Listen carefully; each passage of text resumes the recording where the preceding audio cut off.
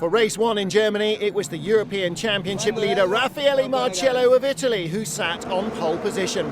As the race got underway, it wasn't long before the tight hairpin claimed its first victim. The field bunched up and Jasman Jafar was shoved into a spin.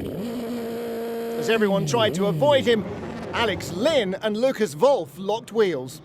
Then, just 2 corners later, Carlos Sainz found the unforgiving walls of the street circuit. His race was over.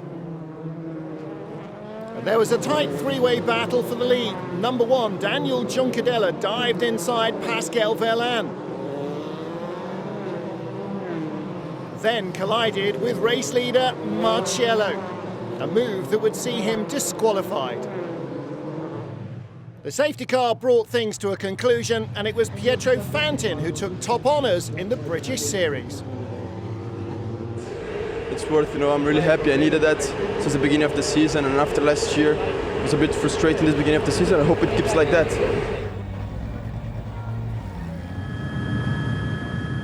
It's time for the sprint race here in Germany, and it's a reverse grid. But before I tell you about who's on pole, let me tell you about the astonishing weather we're seeing here. Well, actually, we've already had temperatures of over 35 degrees. It is stiflingly hot. However, there is one cool customer, perhaps the coolest man on the track, looking for a bit of Harry magic. On pole, Mr. Tinknell.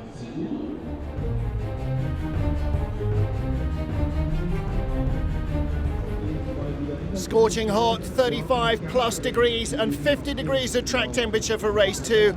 On the back of the grid is Daniel Juncadella on pole position. On the left of your screen, Great Britain's Harry Tinknell from Pascal Verlaine and Felix Rosenqvist. Away they go. Great start from Rosenqvist from row 2. Good start as well from Felix Sorales. We're on board with our race 1 winner, Pietro Fantin. He started in 5th, down to this left-hand hairpin. Can they all get through safely? The leaders have looked further back. Oh, the yellow nose of Sainz on the inside. And he just gets up behind somebody, but it looks like they all made it safely through. We're with Jasman Jafar. Don't forget, he started right towards the back, along with Sainz, sweeping through the chicane as they come from one set of roadworks to another, and somebody's in the wall on the outside. Well, Harry Tinknell made a break for freedom at the front. Battle on for second place. Sorales, the red and white car, dicing with Rosenqvist and Verlaine, the 2 white machines. They come out almost wheel to wheel. 5th place is Will Buller. We're in the queue right behind with Pietro Fantin. And Fantin has got Zeller on the inside. There's the yellow car, just squeezed by, but there were yellow flags, so he gives the position back. Safety car is out, and that is because the car hard up against the barriers out on the far side of the circuit after the chicane. So Harry Tinknell, the race leader, from Felix Sorales, as the rest come under starters' orders. Damaged front suspension for Nick McBride, and that is Emil Bernstorff. He's in the wall on the exit of the chicane. Let's take a look here. That is Rosenqvist in 2nd, and Bernstorff then in 5th. Bit of a more firm kiss with the wall there for him. Rosenqvist just brushes it. Bernstorff's already in a big slide there. That's a big impact, wrecks the car. Here we go, green flag once more awaits. Harry Tinknell leads Felix Sorales, 2 British Championship runners, 1st and 2nd. 2 white cars of Felix Rosenqvist and Pascal Verlaine, and then right behind Verlaine is Will Buller. Here he comes out of the slipstream. Dark blue and white car down the inside for 4th place. And is he going to take 3rd? Oh, he got close, didn't he, alongside Rosenqvist. And this is Jasman Jafar. Now, he was right behind Pietro Fantin, the race 1 winner. And there is Sandro Zeller, the yellow car in front, through the chicane. This is the wall of champions on the exit here, or at least the equivalent of it at the Norisring. That's where everybody clatters off safely through their maximum concentration. Leaders down to the hairpin. Will Buller defending. Oh dear! And Sven Muller, car number 2, from 9th on the grid, battling for 5th, right into the back of one of his rivals, and I think he clattered into Pascal Verlaine. Let's take a look again. Yes, rides high up the back of car number 6, under braking, just got it wrong. But that did open the gap for Jack Harvey to get through to 3rd place of the British runners. Battle further back, coming down into the hairpin. The yellow car is Sandro Zeller, in front of him Alex Lynn behind, trying to get alongside Hannes van Asseldonk. And we're with Jasman Jafar in 13th position. Oh, Jafar lunges up the inside. It's a great ambitious move. Van Asseldonk's still there, I think, yes, and Jafar has to give best. And Sainz at the side of the road, he's out. Well, we haven't seen him make contact with anybody, so what on earth has happened to the young Spaniard? What a wretched weekend this is turning into. No points race 1, no points race 2. Oh, there he is, look on the exit of the hairpin, and trying to get off the road, off the racing line as everybody swerves around him. Looks like the car's just run out of juice. Last lap, and Harry Tincknell leads Felix Sorales, the Rockingham winner, ahead of Sorales, who won at Alton and in Monza. And it looks as though Harry Tincknell is going to be a 2-time winner by the end of this one as well. Sorales right with him, but he hasn't been able to put a move in on Tincknell at all. And I don't think the back marker, Duvashen Padiachi, is going to change that. Harry Tincknell is going to take the checkered flag, race 2 of the Norisring, to claim victory. British Championship runners first and second on the road. And Jack Harvey third in that little group as they cross the line. But the victorious winner, Harry Tincknell. A second national class winner of the weekend for Spike Goddard. Jack Harvey third, Felix Sorales second, but Harry Tincknell led every inch of the way. Okay, we wanted some Harry magic, and you delivered. Yeah, it's an amazing feeling in front of the big crowd and all the Euro Series guys. I could still do the business from pole. Absolutely ecstatic with the win. I qualified P15 yesterday, so it just shows you never give up in motorsport. I've had a third in the first now, so unbelievable today, and understandably absolutely ecstatic. Well, what a difference a day makes. As you know, yesterday it was quite incredible, glorious sunshine. In fact, if anything, it was too hot. Today, however, the heavens have opened. The track's had more than a wash. It's had a bath and then a shower. What makes this particularly interesting for our lads is that none of our boys have had a chance to try this track out in these conditions, meaning we haven't got a clue what to expect. Let's turn our attention to the grid briefly, shall we? And at the front for the Euro Series, there's Pascal Wehrlein, but for us, just like yesterday in the first race, it's Pietro Fantin.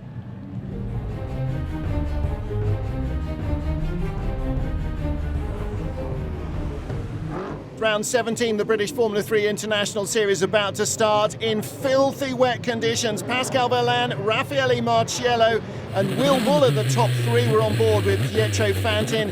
He's the top British starter in 5th position. They've had 4 laps behind the safety car to try and sort out where the puddles are. The answer is everywhere, and here we go, jumping away the white car, Pascal Wehrlein, the red and white, Raffaele Marciello goes with him. Everybody else vanishes in a cloud of spray. This is going to be shocking for the drivers. Popping out, you saw Daniel Juncadella.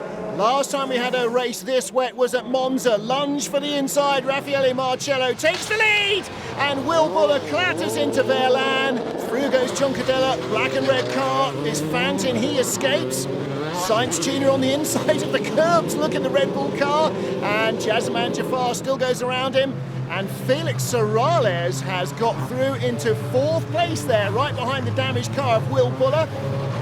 That's the red and white car of the Puerto Rican. Red and black is Pietro Fantin. Wheel to wheel in these conditions is very risky indeed. Oh, and Jack Harvey's out. Well, we didn't see who he's clattered with, but he has made contact with somebody very firmly. What a shame, he was having a decent weekend here. Let's have a look at that again. Marciello gets inside safely. Buller just misjudges it under braking, clatters into Wehrlein. And as Wehrlein tries to spin turn his way around, Buller gets around the outside, and everybody else tries to take avoiding action. For most, though, they'll have been coming into that blind. We're talking about blind, everybody bar Raffaele Marciello, our race leader, will probably be running blind. Yellow flags out at the hairpin, so no overtaking. Red and black car, Pietro Fantin, and Pipo Derani goes inside him under yellows. What on earth is he doing? In fact, 2 passes there under yellow flags. Well, they're in the spray. Chances are, actually nobody spotted that. And Fantin and Derani, 38 Derani squeezes in front of Pietro Fantin, and this is probably pretty accurate about what the driver can see, because of course there are no windscreen wipers on your visor. So Fantin and Durrani battling now for 5th and 6th with Van Asseldonk, who passed Michael Lewis under yellows. So both, oh my goodness, drifting out wide there. Pietro Fantin clatters Pipo Durrani into the wall. Well, it is a real lottery out there. There will be a lot of damaged machinery by the end of this one, and he won't be alone. Pascal Vaillan's car with that damaged left rear from contact with Will Buller, he's out as well. And Jazeman Jafar also has to call it a day. Struggled on, but he's out. And Tuvashen Padiachi facing the wrong way inside the hairpin. So difficult to know when to go. Vigorously waved yellows, but nobody telling him, okay, it's safe. Let's hope he's kept the engine alive, otherwise we might find a safety car. One of the marshals there going, go, go, go. Pipo Durrani in the pits for a new nose as well. It is now just about these two. Raffaele Marciello, the Ferrari junior driver, can see where he's going. And Daniel Juncadella is just guessing, and more damaged bodywork and more waved yellows there in the middle of the road. Through goes Sorales. Bernstoffer's got by Buller. And Marciello making this look relatively balletic, but at least he's got visibility on his side. And you have to say, Juncadella doing a great job of even remotely staying with him.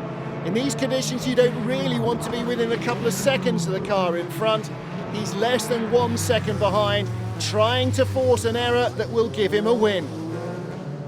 Well, the Astana driver sticking to his guns. Marciello just has that advantage of visibility. Brightly waved yellows again, but can the drivers see them? And somebody has gone off on the straight. That's how bad it is, and you wonder now whether the organisers are going to have to just call this one off as well. GU Racing's British driver Philip Ellis has had very little luck, and what he has had has been bad this weekend. He has pulled off with a damaged car as well. And oh dear me, talk about bad luck. Carlos Sainz Jr. has looped it round at the hairpin. And this is how it happened. Pipo Durrani in front with that new nose on, so not battling for position. I'm sure he didn't see Sainz there on the inside.